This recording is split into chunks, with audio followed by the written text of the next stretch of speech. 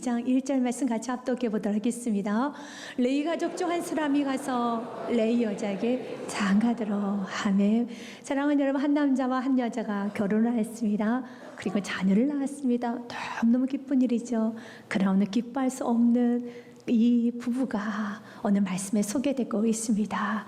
우리가 인생을 살다 보면은 예기치 않은 어려움이 올 때가 있습니다. 굉장히 난감할 때가 있어요. 내가 담아야 되는 그런 이 정도밖에 되지 않은데 훨씬 더 큰 문제가 나에게 주어질 때 굉장히 힘이 듭니다. 이러지 못하고 저러지도 못하고 엉엉 웁니다. 주저앉아 있습니다. 사랑하는 여러분, 인생 가운데 이렇게 좀 어려움이 올 때가 있어요. 그럴 때 어떻게 해야 됩니까? 기도하셔야 됩니다. 하나님의 선하심을 믿어야 되는 겁니다. 모든 건 하나님 주권 아래 있습니다. 여러분의 삶에 어려운 문제가 오고 또한 굉장히 여러분의 삶 가운데 좀 억울한 일이 또한 정말 너무너무 생각하고 싶지도 않은 많은 일들이 좀 주어질 때 하나님 어떻게 나에게 이러실 수 있습니까? 왜 나에게 이런 슬픔이 오는 거예요? 하나님, 왜 내 자녀에게 이런 문제가 옵니까? 나에게 왜 이런 고난이 옵니까?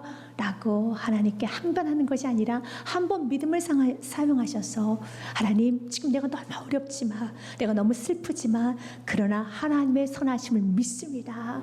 항상 우리 하나님은 좋으신 분이에요. 하나님은 선하시고요, 하나님은 가장 좋은 길로 우리를 인도하여 주십니다. 그래서 지금은 너무 슬프지만, 지금은 좀 답답하게 느껴지지만 하나님, 나는 그럼에도 불구하고 하나님의 선하심을 믿습니다. 하나님 가장 좋은 곳은 나에게 응답하실 걸 믿습니다. 그리고 더 나아가서 하나님, 이 모든 과정에 내가 어떻게 하기 원합니까? 내가 어떻게 이 과정을 풀어가기 원합니까? 이걸로 하나님 앞에 더 간절히 기도하는 것입니다. 왜냐하면 하나님께서 우리에게 시험을 주시되 감당할 만한 시험을 주시는 것이고요, 시험 당할 때 피할 길 답도 주십니다. 답이 있습니다. 시험 문제에는 반드시 답이 있습니다. 고린도전서 10장 13절 말씀에 사람이 감당할 시험 밖에는 너희가 당한 것이 없나니 오직 하나님은 미쁘시고 너희가 감당하지 못할 시험 당함 허락하지 아니하시고 시험 당할 즈음에 또한 피할 길 내사 너희로 능히 감당하게 하시느니라. 아멘. 우리가 능히 감당할 만한 문제만 주는 것입니다. 그래서 주님, 내게 너무 큰 문제예요, 내가 너무 어려운 문제라고 말하는 것이 아니라 오늘 말씀을 한번 선포하면서 주님, 주께서 나를 그렇게 크게 보시는지 몰랐어요. 감당할 만하니까 주님 주시는 것입니다. 이 시험 이길 수 있으니까 주시는 것입니다. 그리고 시험 당할 즈음에 피할 길을 주신다고 하신 것처럼 우리가 고난을 통해서 유익이 되는 것은 바로 그 피할 길, 그 문제를 해결하는 과정에서 우리 안에 있는 모든 불순물들이 다 제거가 돼요. 그래서 굉장히 겸손해집니다. 굉장히 온유해지고요, 어떤 지혜와 지식이 임하게 되고 능력이라는 걸 받게 되는 것입니다. 문제를 통해서 하나님 여러분에게 주시는 것은 문제 해결은 당연히 이루는 것이고 그 문제의 과정을 풀어가는 과정을 통해서 하나님 여러분에게 지혜를 주실 것입니다. 지식을 줄 것입니다. 분별력을 주시고 총명도 주시고요, 영적 권능이란 걸 주실 것입니다. 그래서 우리가 시험 당할 때 10장 13절 말씀처럼요, 하나님은 미쁘시다는 거, 하나님은 선하시다는 거, 하나님은 너무 좋으신 분이라는 걸 잊어서는 안 되는 것입니다. 오늘 귀한 말씀에 오늘 레위 여자와 레위 남자가 아기를 낳았어요. 결혼해서 아기를 낳았습니다. 출애굽기 6장에 보니 그 레위 남자는 아므람입니다. 레위 여자는 요게벳입니다. 또 남녀가 결혼해서 아이를 낳았는데 그 아이를 보는 순간 새파랗게 질려가지고 엉엉 웁니다. 너무 슬퍼서 울어요. 그리고 이 아이를 숨겨둡니다. 누가 혹시 그 아이를 볼까봐 숨겨뒀습니다. 어찌할 줄은 모르고 그분을 서로 눈만 쳐다보면서 뚝뚝 눈물을 흘리고 있습니다. 두려워 떨고 있습니다. 왜냐하면 그 당시 상황을 출애굽기 1장 말씀에 보면 8절에 이런 말씀이 있어요. 요셉을 알지 못한 새 왕이 일어났다고 되어 있습니다. 1장 8절 같이 읽겠습니다. 요셉을 알지 못한 새 왕이 일어나 예굽을 다스리더니, 예굽은 요셉으로 인해서 큰 전폐 위기에서 건짐을 받았던 나라였습니다. 과거 7년의 대흉년이 왔었죠. 그때 요셉의 지혜를 통하여서 애굽이 건짐을 받았어요. 그래서 예굽은 여러분 요셉을 은인처럼 여겼고 요셉의 가족들 히브리인들을 굉장히 존귀히 여겼습니다. 근데 세월이 흐르고 또 세월이 흐르다 보니까 요셉을 알지 못했던, 그 은혜를 알지 모르는, 정말 은덕을 알지 못하는 그런 왕이 나타나서 다스리고 있습니다. 그런데 히브리인들 숫자는 더 많아지기 시작합니다. 그래서 이제 애굽의 바로왕이 위협을 느끼기 시작하는 거예요. 아니 객이 주인보다 더 많아지네. 이거 어떡하지 고민하다가 이런 악한 생각을 합니다.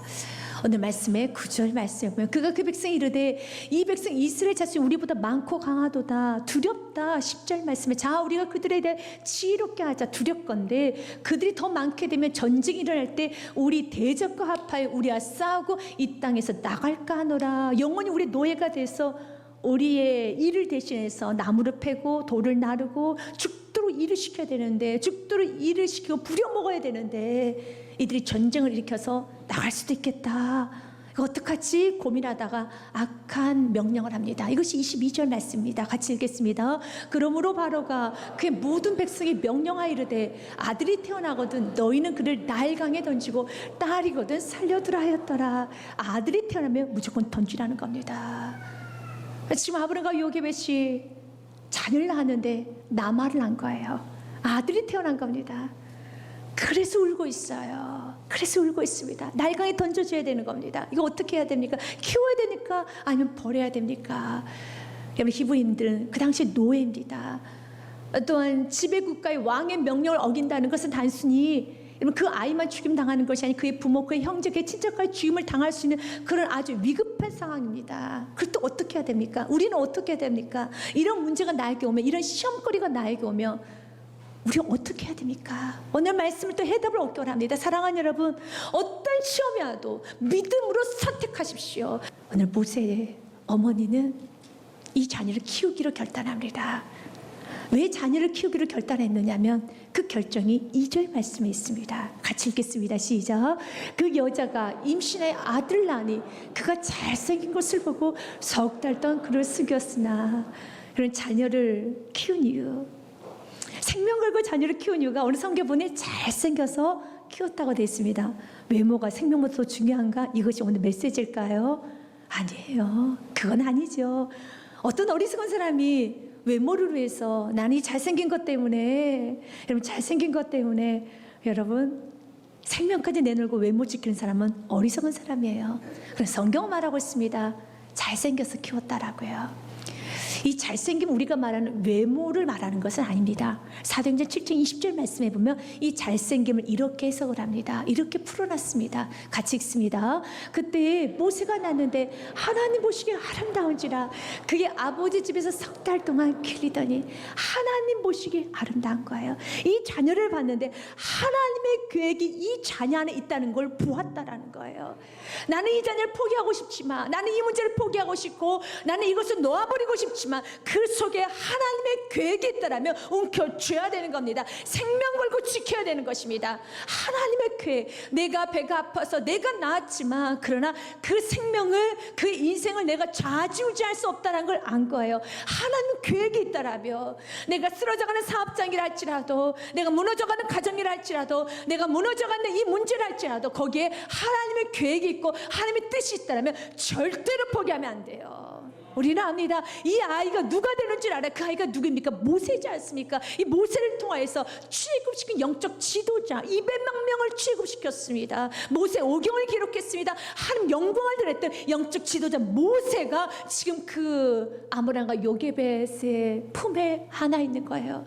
그럼 아므람과 요게벳이 내 품에 안은 그 아들이 모세라는 걸 알 수가 없지요. 알 리가 없지요. 우리는 알고 있지만, 그래서 우리 말해주고 싶죠. 당신의 아들은 모세가 될 것입니다. 이 아들을 통해서 200만이 출애굽될 것입니다. 우리는 알려주고 싶지요.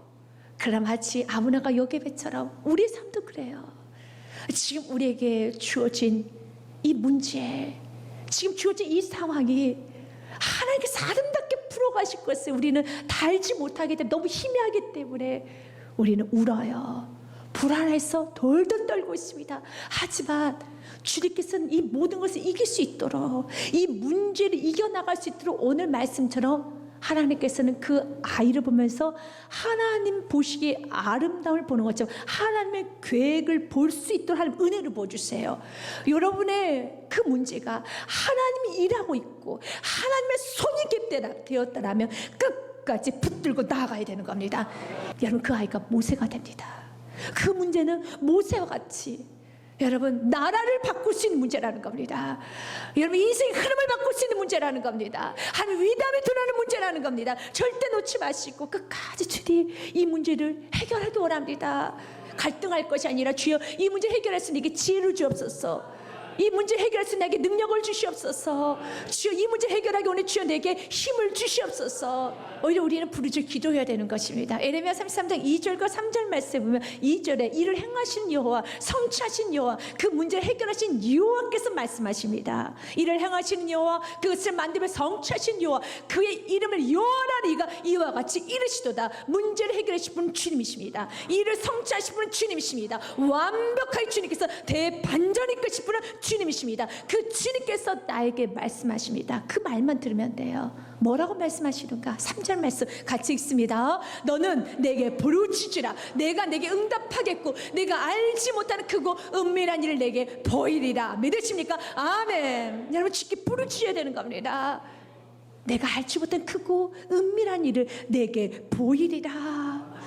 그것이 지금 당장 보여지지 않는다 할지라도 우리 믿음으로 부르짖어야 되는 거예요. 그래서 세상을 이기는 것은 요한일서 5장 3절 말씀 귀한 말씀이죠. 세상을 이기는 건 단 한 가지밖에 없습니다. 믿음밖에 없습니다. 어떤 믿음이요? 하나님을 선하시다는 걸 믿는 믿음. 하나님은 언제나 미쁘시고 하나님은 항상 좋으시고 하나님 항상 나의 삶을 의에 길린다 하시고 항상 하나님은 최고라는 거 실수하지 않으신 하나님. 여러분 하나님 완벽하신 하나님을 선포하는 거예요. 같이 읽습니다. 5장 4절입니다. 무릇 하나님께로 난 자마다 세상을 이기느니라. 세상을 이기는 승리 이것이니 우리의 믿음이니라. 믿음밖에 없습니다. 하나님은 신실하세요.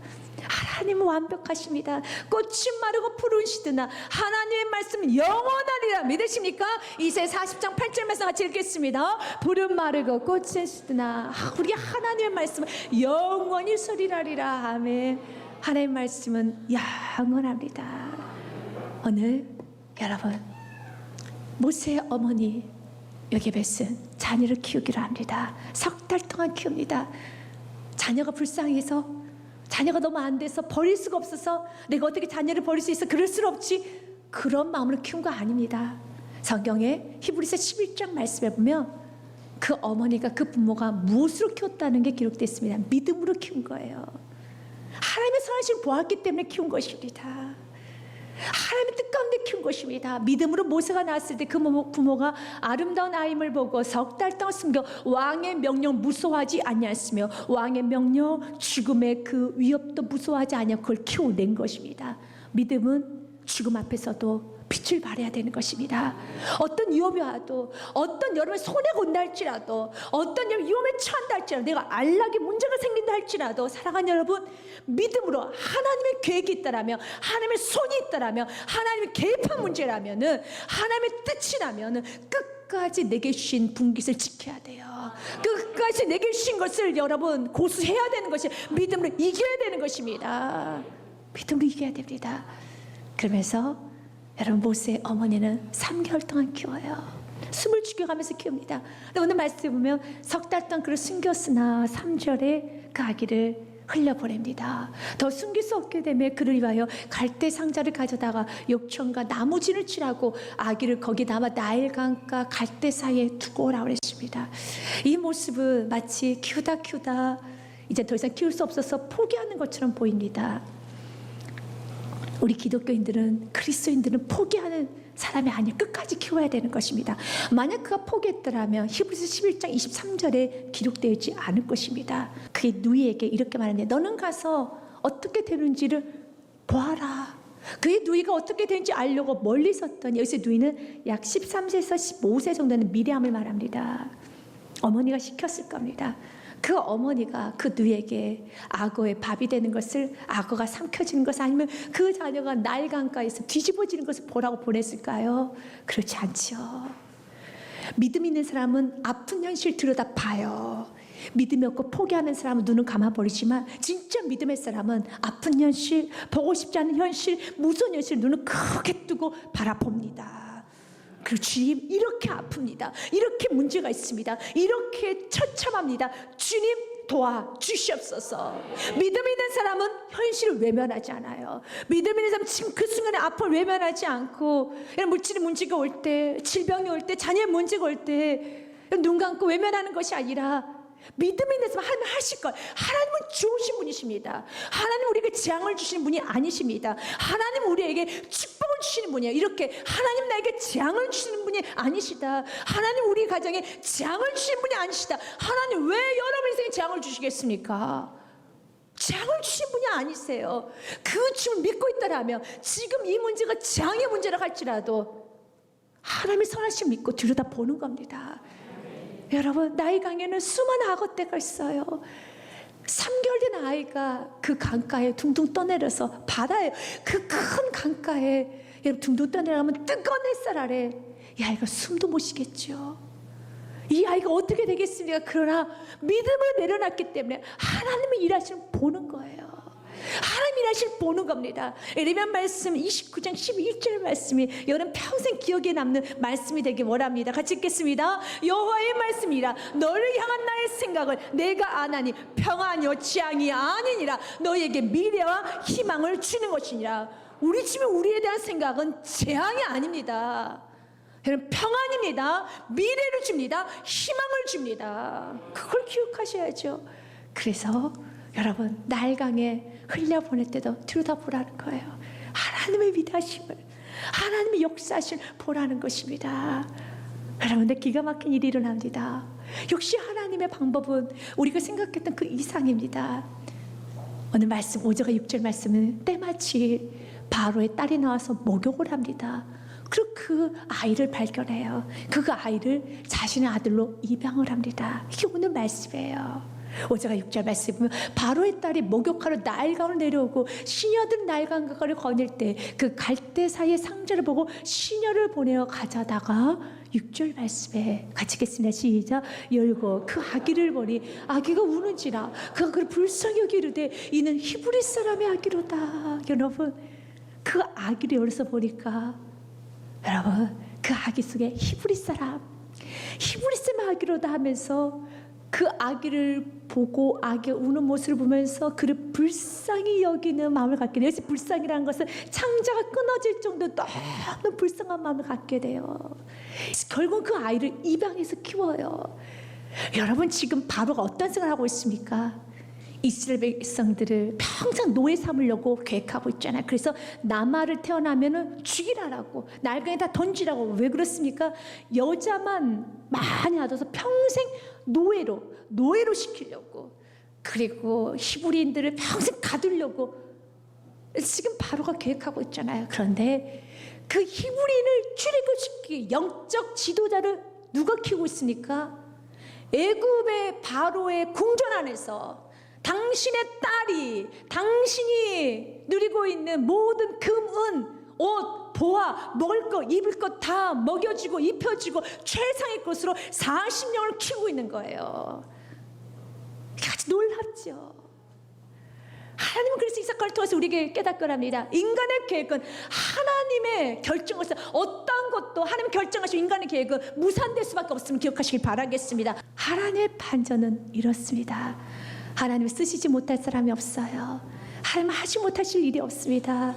그렇기 때문에 우리에게 필요한 건 오늘도 충성하는 겁니다. 낙심하지 않고 오늘도 선을 이루십시오. 갈라디아서 6장 9절 말씀에 지금 우리에게 권면합니다. 같이 읽습니다. 우리가 선을 행하되 낙심하지 말지니 포기하지 않으면 때가 이르면 거두리라. 아멘. 때가 이르면 거두리라. 반전을 보기 원합니까? 기적을 보기 원합니까? 놀라운 일을 보기 원합니까? 포기하지 마십시오.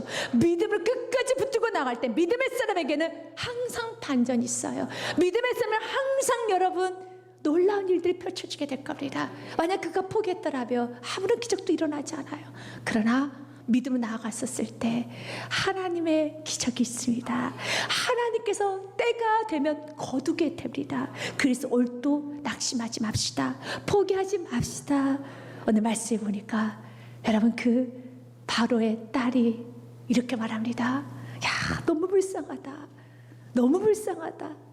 결국 하나님께서 그 바로의 딸의 마음 움직여주신 거예요. 그래서 잠언 21장 1절 말씀 보면 왕의 마음을, 사람의 마음을, 지도자의 마음을, 모든 생사화복을 주관하신 분은 하나님이시라는 겁니다. 같이 읽겠습니다. 왕의 마음이 여호와의 손에 있음이 마치 봇물 같아서 그가 임의로 인도하시느니라.